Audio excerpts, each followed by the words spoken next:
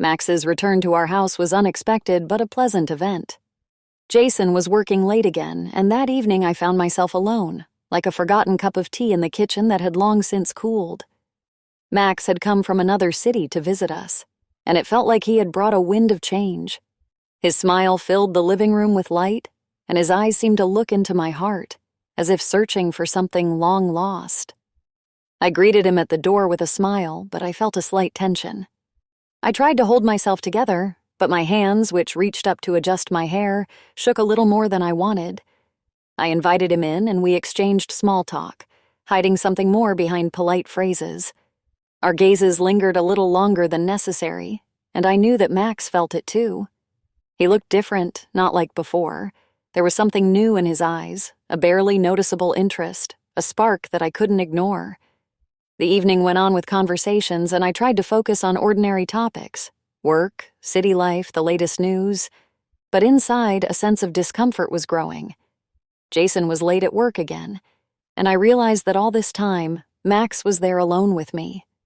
I wanted to see him as just a guest, a family friend, but something inside me began to resist these boundaries. Was it just loneliness, or an old hidden desire that had finally found its way out? Max, noticing my distraction, touched my hand to get my attention. It was a simple gesture, but there was something more in it. For a moment, our fingers intertwined, and I felt the warmth of his hand make my heart beat faster.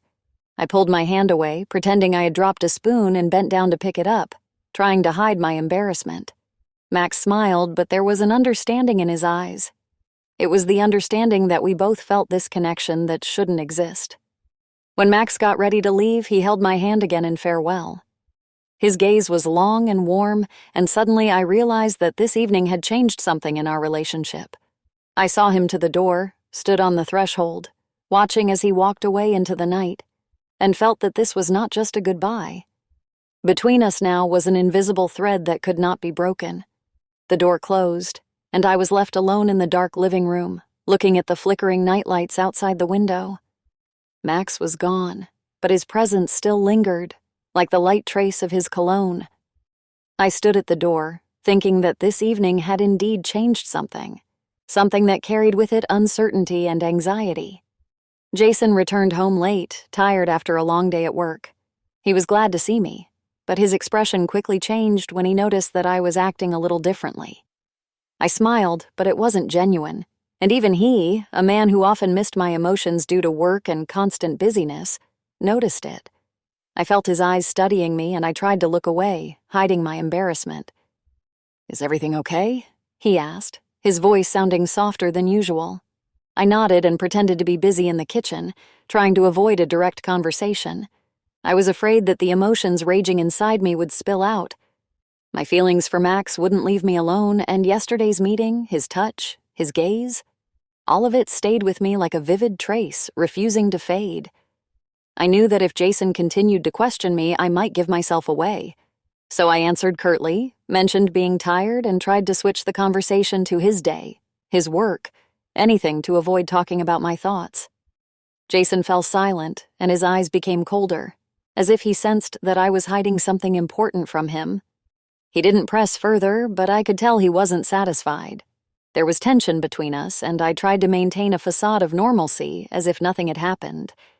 Meanwhile, in another part of the city, Max was also trying to calm his feelings. On his way home, he couldn't get my eyes, my face, that moment when our hands touched, out of his mind. He knew it was wrong, that I was his friend's wife, but thoughts of me wouldn't leave him, creating an internal conflict. He sat in his apartment, convincing himself that it was just a misunderstanding, that he should forget it all. But the more he tried to calm down, the more he realized how much he was drawn to me. That night I dreamed of Max. It was a strange dream, full of tenderness and warmth. We were outside, he was holding my hand, and I felt protected, happy.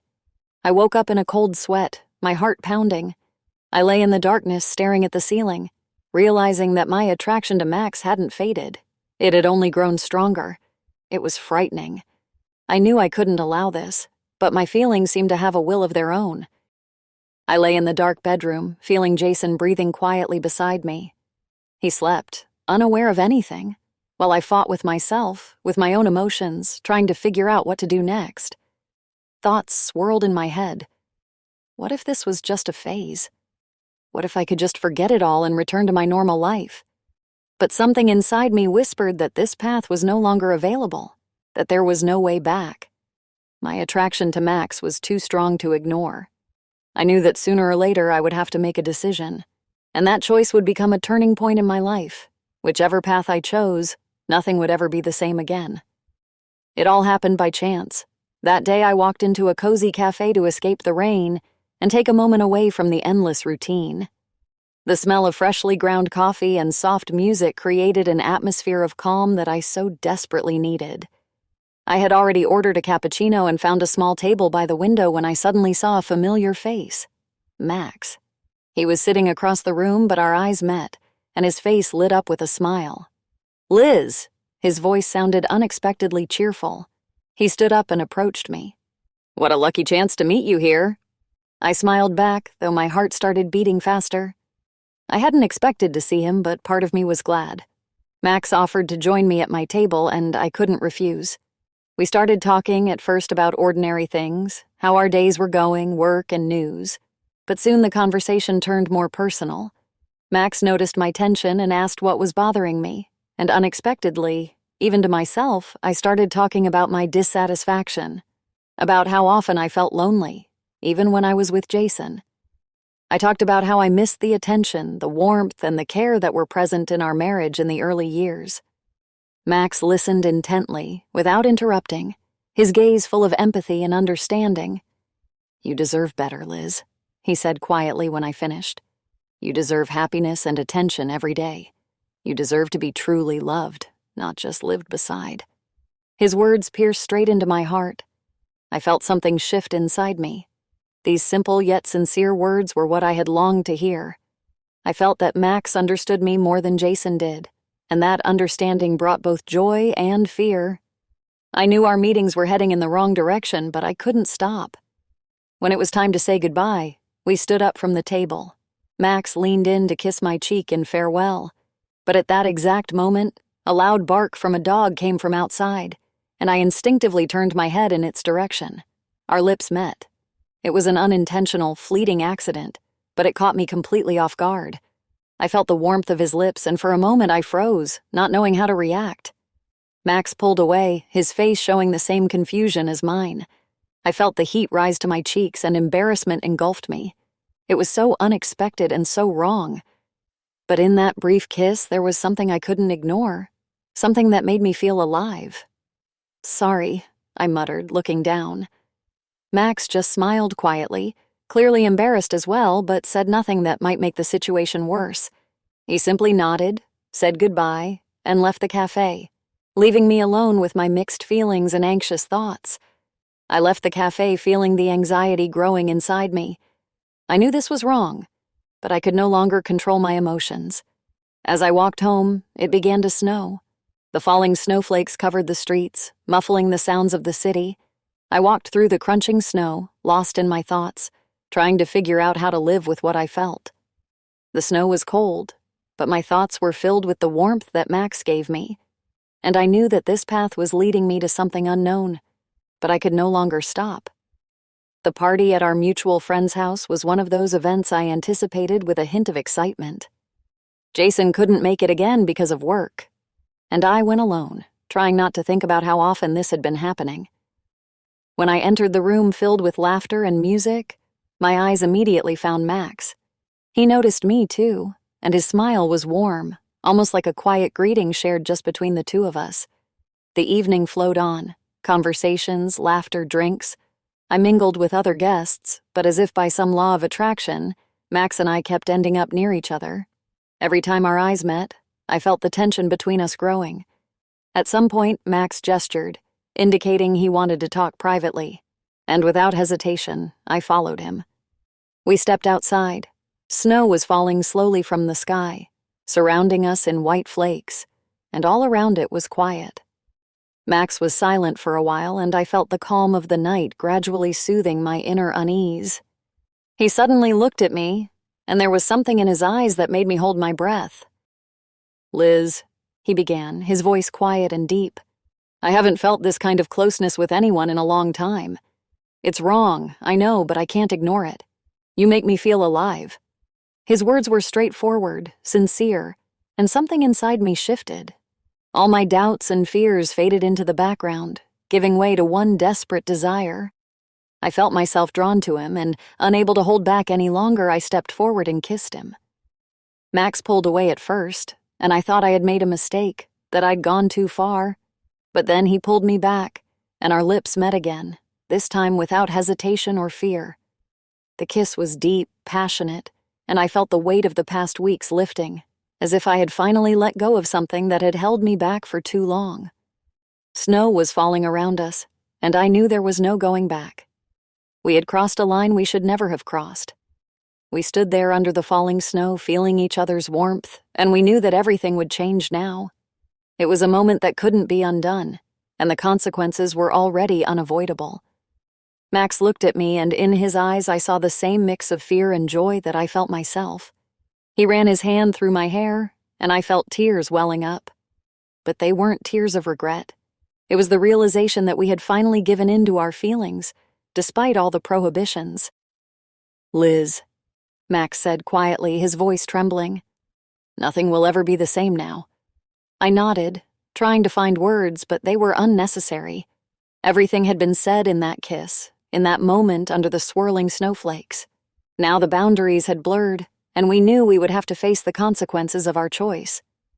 After that kiss under the falling snow, Max felt an internal conflict begin that he couldn't handle. He felt deep guilt towards Jason.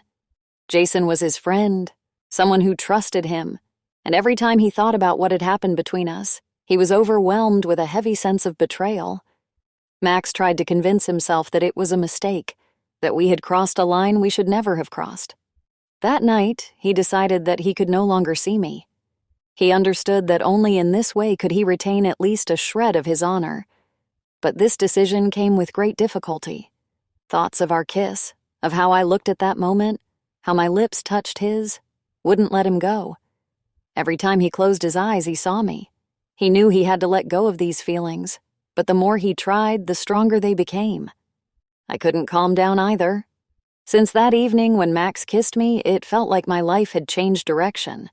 I tried to return to my usual routine, doing daily chores, taking care of Jason, continuing my normal life, but something inside me had changed. I couldn't forget the warmth of his lips, the look he gave me. I felt betrayed, yet I also understood that Max was right. We shouldn't go any further. We shouldn't risk everything we had. But knowing this didn't help, my thoughts kept returning to that moment we shared. Several days passed in confusion. Max didn't call, and I hesitated to make the first move. But one night, while Jason slept beside me, my patience ran out. I picked up the phone and, without thinking, dialed Max's number.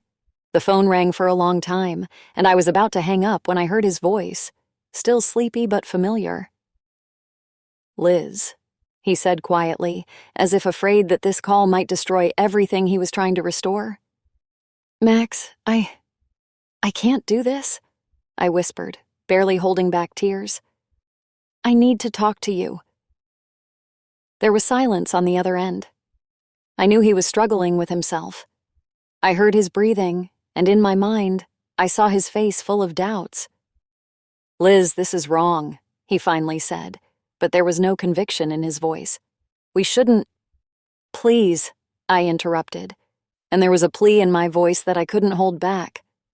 Max fell silent, and it felt like an eternity passed before he sighed softly and said, "Okay, we can meet, but this will be the last time."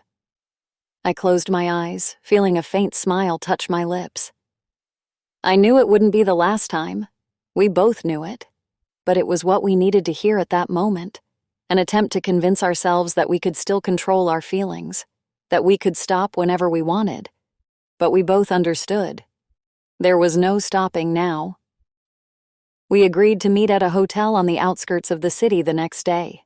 The hotel, simple and unassuming, looked like an anonymous refuge where no one asked questions, and we could forget the outside world for at least a few hours. I entered the room with my heart pounding, feeling that each step brought me closer to a moment I both feared and longed for. Max was already there, standing by the window, staring into nothingness, as if trying to find answers to questions that tormented him. He turned when he heard the door close behind me. Our eyes met, and I felt the tension between us instantly fill the room. It was so palpable that it felt like the air had grown denser, as if every molecule was drawn to the other. "Liz," Max began, his voice quiet and hoarse. "We need to talk. This can't continue." He looked exhausted, and I knew there was a struggle going on inside him, between guilt and the passion that drew him to me. I stepped forward, closing the distance between us, not knowing what to say, but feeling that words wouldn't help right now. I lifted my hand and touched his face. Max closed his eyes, and I could see his resolve melting under my touch. "We both know we can't stop," I whispered. "You know it as well as I do." Max opened his eyes and looked at me. There was so much pain in his gaze, but also an unbearable desire. He pulled me towards him and our lips met. The kiss was slow at first, as if each of us was still struggling with what was happening. But that struggle didn't last long. The passion that had built up over all these weeks broke through, and I felt Max holding me tighter, his hands moving over my body, and I responded to every touch, forgetting everything else. We didn't speak another word. All our feelings, all our doubts and fears dissolved in that kiss, in those touches that became more and more desperate. We were like two people trying to drown in an ocean of passion, finally allowing ourselves to dive into its depths, not caring about the consequences. That night, there was no future or past for us, only that moment in which we finally stopped fighting what we felt. We spent the night together, giving ourselves over completely to our feelings, not thinking about what awaited us later. I felt his hands on my body, his breath close, and that was the only thing that mattered at that moment. In those arms, I finally found what I had been missing: closeness, understanding, and passion that made me feel alive. When morning came the next day, we lay together embracing and the room was silent.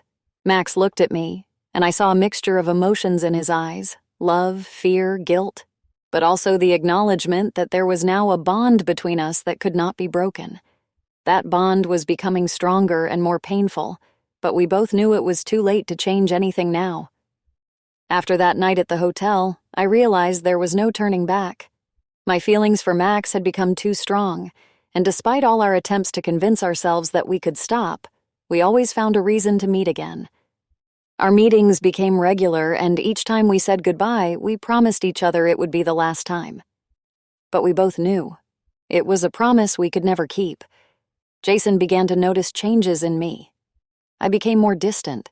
He often asked if everything was all right, and each time I replied that I was just tired, that work was taking a lot of energy. I could see the growing concern in his eyes. He watched me longer than usual, as if trying to understand what was happening. I started taking my phone with me more often, never leaving it in plain sight, and Jason noticed. He didn't say anything, but his look each time spoke for itself. He began to suspect something was wrong. Max and I continued to meet. We met in different places, trying to avoid familiar faces. One day he suggested we meet in a park where we could talk peacefully. I noticed Max holding a small box in his hands, and my fingers trembled when he handed it to me. "This is for you," he said quietly, his voice full of tenderness. "I know it's wrong, but I want you to have this symbol. Something to remind you of me." I opened the box and saw a pendant. It was simple but beautiful, with a delicate engraving on the back. It read, "Our secret." I felt a lump in my throat. This small symbol felt so important, so personal. I looked up at Max, and he was looking at me with such tenderness that I couldn't refuse. "Thank you," I whispered, and without being able to hold back, I hugged him. Max held me close, and I felt the warmth of his embrace. It was what I had been missing, the feeling of closeness, the sense that I was understood and supported. The pendant became a symbol of our secret bond, and although I knew it was wrong, I decided to wear it. It became something that connected us, even when we couldn't be together. When I returned home, I tried to act as if nothing had changed. But even simple things were becoming harder to hide. Jason looked at me, and I could see the suspicion in his eyes. He noticed that I had changed, but I couldn't change what I felt. The pendant lay against my chest and I felt its warmth, like a symbol of the closeness I had found with Max. Jason finally decided that we needed more time for each other. He suggested we have a romantic evening at home, cook dinner, light candles, spend time together without phones or work, like we used to in the early years of our marriage. I saw how much effort he put into it, and it brought a painful feeling inside me. I wanted to feel the same as before, that closeness, that love we once shared. But despite all his efforts, something inside me remained cold and distant. The table was beautifully set, candles flickered softly, creating a cozy atmosphere. Jason looked just like he always had, attentive, caring, wanting to do everything to bring back the warmth that once existed between us. We talked about little things, avoiding difficult topics, as if we were afraid of shattering this illusion of normalcy that lingered between us. When dinner ended, Jason came over to me and asked if I wanted to dance. I agreed, not wanting to disappoint him. He pulled me close and we began to move slowly to the quiet music playing in the background.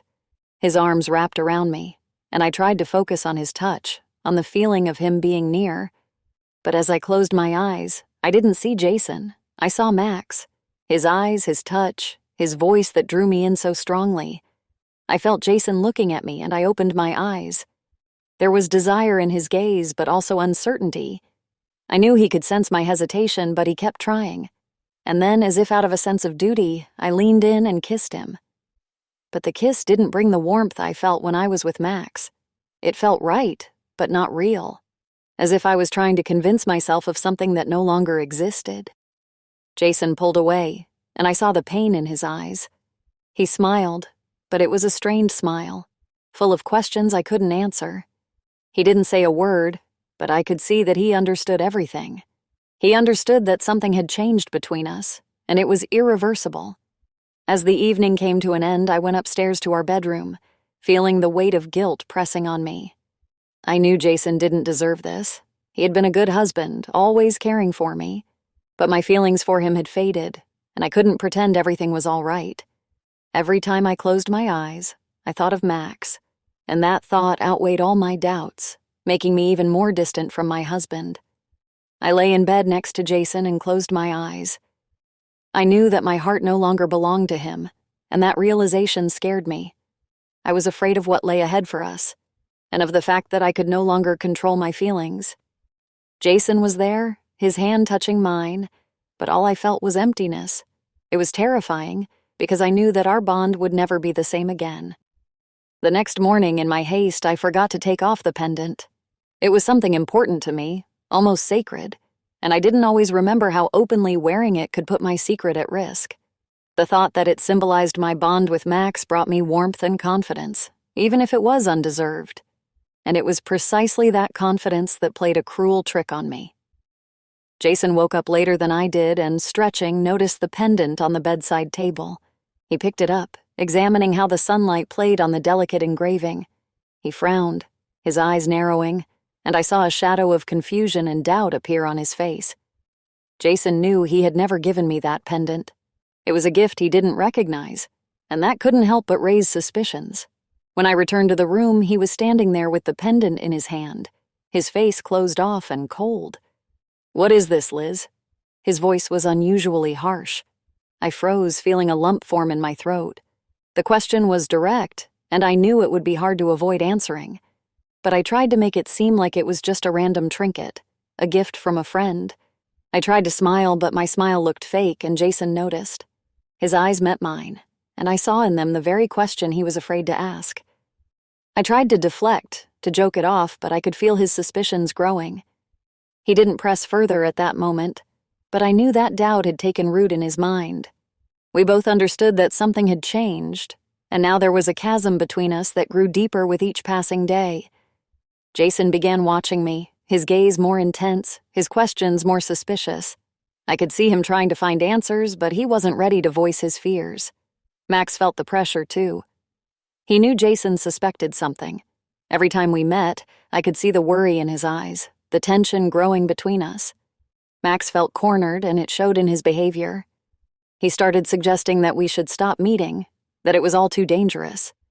But every time he said it, his voice trembled, and there was pain in his eyes. We both knew we couldn't stop, but the realization that our actions were starting to ruin lives was unbearable. I saw Max becoming more tense, the desperation in his voice. He knew that our secret meetings put not only us but also Jason at risk. He felt guilty but couldn't resist his feelings, and I understood him because I felt the same. That evening, I noticed Jason was watching me. His glances were more cautious. He often checked my phone, trying to spot something that could confirm his suspicions. I felt the tension between us growing, and it made me feel more and more vulnerable. I knew that the truth was on the verge of coming out, and it scared me more than anything. The pendant, that small symbol of our secret love, had become the beginning of the end I had feared so much. Jason started following me, and I knew that now every mistake could be fatal. That day I took the most reckless step of all, going to Max's house while my mother was at work. We knew it was madness. We knew that neighbors might see us, that Jason might find out, that we could lose everything we had. But the longer our secret affair lasted, the less we could resist its power. Everything that had held us back before had long since disappeared. I entered his apartment, and Max closed the door, looking at me with a gaze full of anxiety and despair. We both understood that this was a dangerous game, and no matter how much we tried to convince ourselves that we were in control, the truth was that it had long slipped from our grasp. Our entire world was built on shaky ground, and every step could bring it crashing down. Max walked into the living room and gestured for me to sit down. The room was silent, the tension almost palpable. I sat down on the couch and he sat next to me, his gaze lowered. I felt the heaviness growing in my chest, a desire to understand what would happen next. "Max," I began softly, "what now? How long can we keep living like this?" He looked up at me, his eyes filled with pain and confusion. His lips pressed into a thin line, as if he didn't know what to say.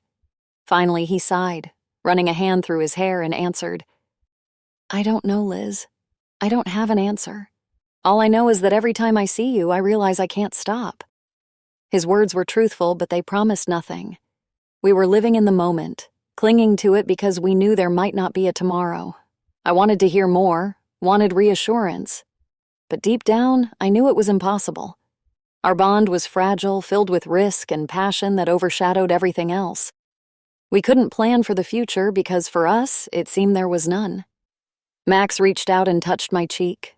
His touch was gentle, but there was a longing in it, as if he knew this moment might be our last. I looked into his eyes, and everything that had built up inside me, fear, desire, love, all of it came pouring out. I leaned in and kissed him. The kiss was desperate, filled with the fear of losing what we both held so dear. The passion that engulfed us that night was stronger than any doubts. We knew we were making a mistake, but we couldn't stop. Max held me, and I felt him squeeze me tighter as if he were afraid I would vanish. We were both cornered by our emotions, which were destroying us but also making us feel alive. We ended up in each other's arms, forgetting everything except what we felt right then and there. Every touch, every kiss was filled with what we couldn't express in words. It was our last attempt to hold on to what was slowly slipping away from us. As the night drew to a close, we lay together, holding each other in silence. Max looked at me, and I saw despair in his eyes, along with the realization that our bond was inevitably leading to destruction. We were like two people standing on the edge of a cliff, knowing that the fall was inevitable but unable to step back. We couldn't stop because our desire to be together was stronger than our fear of the consequences. We met again at Max's house, despite all the risks and fears hanging over us like a storm cloud. But now, everything had become even more dangerous, even more confusing, because Max wasn't just someone close to my family. He was my adoptive father. We knew it was foolish, knew that each meeting brought us closer to the moment when the truth would come out and destroy everything. But we couldn't stop Dot. After a passionate kiss that began with a quiet whisper and grew into an unrelenting desire to be closer, Max suddenly stopped and pulled away from me. His eyes were full of pain, and there was despair in his voice. "Liz," his voice trembled. "I have to tell you, I love you."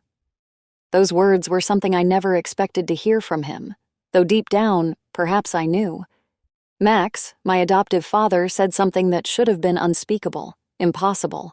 It was wrong on every level, but looking into his eyes, I saw that his feelings were real. He looked at me, his eyes glistening with pain, and I understood that this moment wasn't just a confession. It was a line we shouldn't have crossed. "I know it's wrong," he continued. "I can't destroy our family. I have to protect you, be your support, not the one who brings you pain. But I can't stop. I feel trapped, Liz." I heard every word, and with each one my heart sank lower. We had gone too far for there to be any way back. These meetings were no longer just about fulfilling some craving or needs. It had become real love, and that scared me more than anything. I realized that our involvement had become destructive, not just for us, but for everyone we cared about. I looked at Max, and the words were stuck in my throat. I saw his pain, his guilt, and felt my own. We were both caught in this vicious cycle, feelings that couldn't be stopped. I leaned into him, pressing myself against his chest, and felt his arms wrap around me. Tears rolled down my cheeks because I knew this had to end. "Max," I whispered, "we can't keep going. This is destroying both of us.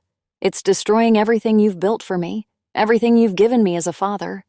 I don't want this to ruin our family." Max was silent, but I could feel him struggling. His breathing became uneven, and his embrace tightened. We both knew it was time to stop, but as I held him, I felt that there was nowhere else I could be in that moment. We both felt that every minute we spent together was filled with warmth and pain, and that soon we would have to let each other go. We spent one more night together, knowing that this was possibly our last attempt to hold on to what was slipping away. I felt his hands, his breath close by, and that closeness was something I had sought my entire life but couldn't keep. It was too destructive to continue. As the night drew to a close, I lay beside Max, feeling the growing realization of inevitability inside me. We were on the brink, and our secret was about to be revealed. I knew we needed to step back before it was too late, and I understood that an inevitable crisis awaited us. I closed my eyes, feeling the tears welling up again. It was our last night. We had gone too far, and now all we could do was try not to destroy everything completely.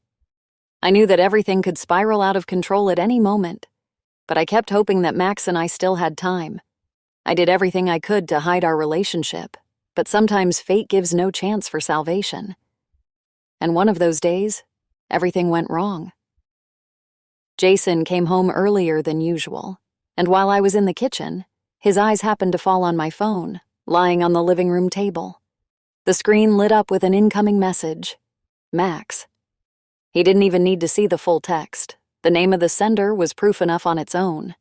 He picked up the phone, and at that moment I walked into the room, feeling my heart start to pound faster.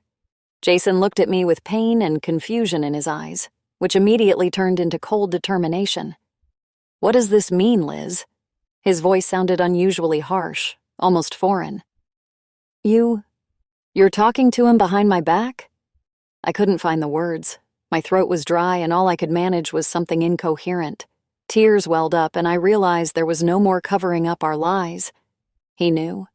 Now he knew everything, and there was no turning back. "I thought you trusted me," Jason continued, his voice growing louder. "I thought you were my wife, not—" He didn't finish, but the words unspoken hung in the air, weighing on me like a stone. I tried to explain, but each time I opened my mouth, the words stuck. Guilt overwhelmed me, and tears began to roll down my cheeks. Jason was right. I had betrayed him. Everything we had built together had crumbled under the weight of my choices. "Why, Liz, why Max of all people? He was like a father to you." Jason couldn't understand, and his voice was full of despair. He didn't want to hear excuses. He didn't want to know why I did what I did. He wanted the truth, and it was so painful that he didn't know how to accept it. At that moment, the door opened and Max walked in. He must have sensed something was wrong and decided to come to explain. But as soon as he saw the look on Jason's face and my tears, he knew everything had been revealed. "Jason, please, let me explain," Max began. But Jason cut him off, his fists clenched in fury. "Get out, Max. You betrayed me more than anyone else. You were a father to me, and now get out."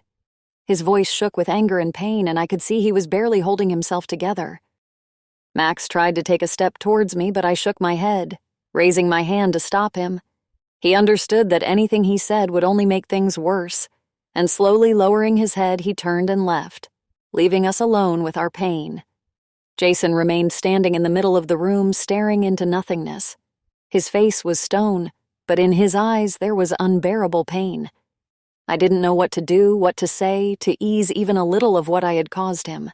Tears kept flowing, and I just stood there, feeling something important inside me break, something that could never be restored. Jason slowly turned to me and, without saying a word, walked past. He closed himself in the bedroom, leaving me standing alone in the empty living room. I felt the weight of guilt and despair crashing down on me. Everything I had done had led to this moment, and now I didn't know where to go. All that was left was a sense of emptiness and destruction that could never be fixed. I am leaving. The city that once felt like my home now seems too small, filled with memories of my dreams, hopes, and mistakes. Every corner of it holds traces of what I lost and what I found. As I take my suitcase and take one last step out of the house that once felt like a fortress where I was safe, I realize it's now just a reminder of the secret desires I hid even from myself, and the pain I have caused. Inside, there is only emptiness, but also a strange sense of relief. I'm starting over, leaving my past behind. My long-held dream of being close to Max finally came true, but fulfilling it brought not only joy but also suffering. It turns out that this dream, living in my fantasies for years, was too powerful to control. I let myself follow that desire, and it consumed me, destroying everything around me. Now I'm sitting on the train, looking out the window, watching the streetlights pass by, drawing bright lines across the dark glass. I'm leaving everything behind. Max, Jason, the house we lived in. I don't know where this journey will take me, but I know I have to move forward.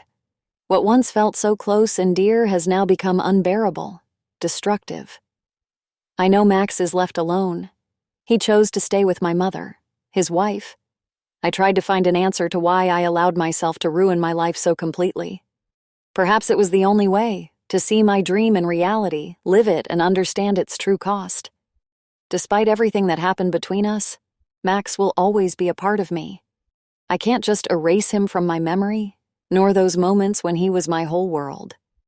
Jason, his eyes filled with pain, come to me every time I close my own. I betrayed his trust, destroyed our relationship. I can't expect his forgiveness, and perhaps I'll never deserve it. But I understand that I can no longer stay in the shadow of this pain and betrayal. I have to leave to find my own way, and maybe someday he will be able to forgive me and find his own happiness, even if I'm no longer in his life. Right now, I don't know what lies ahead. My entire life once seemed predictable and simple, but that was just an illusion. Now everything has changed. The path I have stepped onto doesn't promise ease, but I am ready to face it with my head held high. The long-buried desires that once made me dream brought me here. And now, even feeling the bitterness of their consequences, I begin to see a glimmer of hope. The light flickering outside the window reminds me that the future can be different, maybe even better. I don't know what awaits me, but I am ready to move forward, ready to seek what will truly make me happy. The train carries me away from everything I knew, and it scares me, but at the same time it inspires me. A slight smile appears on my face, breaking through the pain and anxiety, a feeling that now everything depends on me alone.